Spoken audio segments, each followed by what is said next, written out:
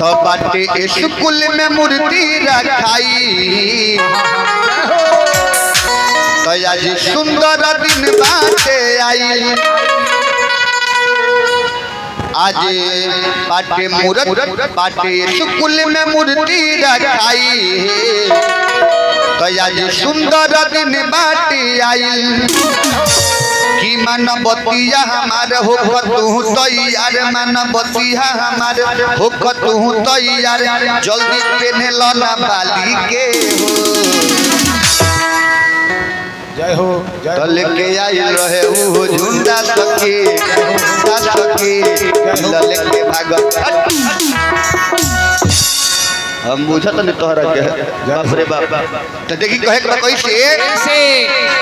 अरे बाटे स्कूल में मूर्ति रखाई आज सुंदर दिन बाटे आई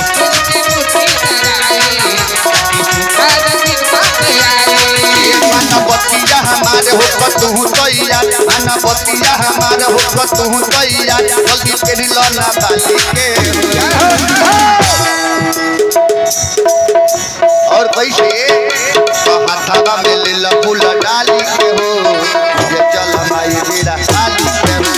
हाथावा में ले ला फूल डाली के हो ये चल माई बेड़ा डाली के हो हाथावा में ले ला फूल डाली के हो ये चल माई बेड़ा डाली के हो माने स्कूल में मूर्ति रखाई आज सुंदर दिन बाटे आई आज उसको मूर्ति रखाई कि सुंदर दिन बाटे आई मन बतिया हमारे हो तू तैयार मन बतिया हमारे हो तू तैयार जल्दी पहन लना बाली के हो हवा में ले ला फूल डाली के हो मुझे चल माई बीड़ा बाली के हो हवा में ले ला फूल डाली के हो मुझे चल माई बीड़ा बाली के हो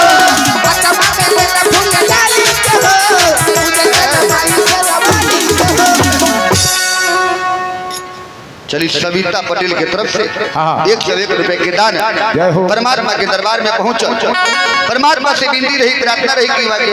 हर मनोकामना पूरा करत रहे जय हो तब विद्या की दाता होई मोरी मैया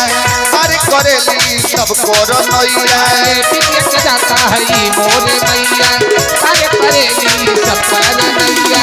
उनके कृपा से बने लगे गवैया सूरज के दाता होई मोरी मैया कैसे बने गवैया सूरज के माता हई मोरी मैया ए भगत जी हां बाप रे बाप रोवा लगत के चीज ना अच्छा ना हो लेकिन बोले मत देखी समय से हो हां विद्या की दाता होई मोरी मैया हरि करेली सब कर नैया उनके कृपा से बने लोगी गवैया सूरज के दाता होई मोरी मैया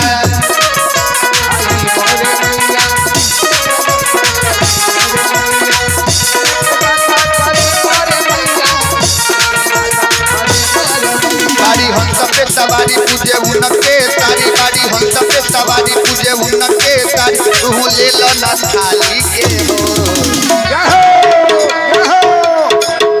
ए हथावा में ले लो फूल डाली के हो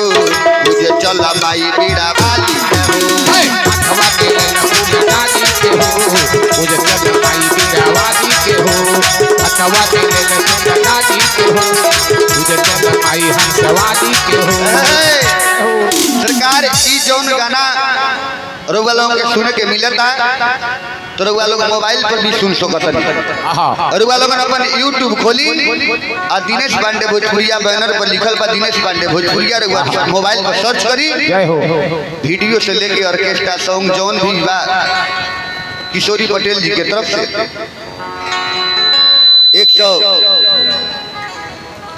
111 रुपए के दान परमात्मा के दरबार में पहुंचल और लोग YouTube खोली ऑर्केस्ट्रा सॉन्ग वाईफाई सॉन्ग भक्ति सॉन्ग भजन भजन वीडियो सब मिले ये भजन वालों को जरूर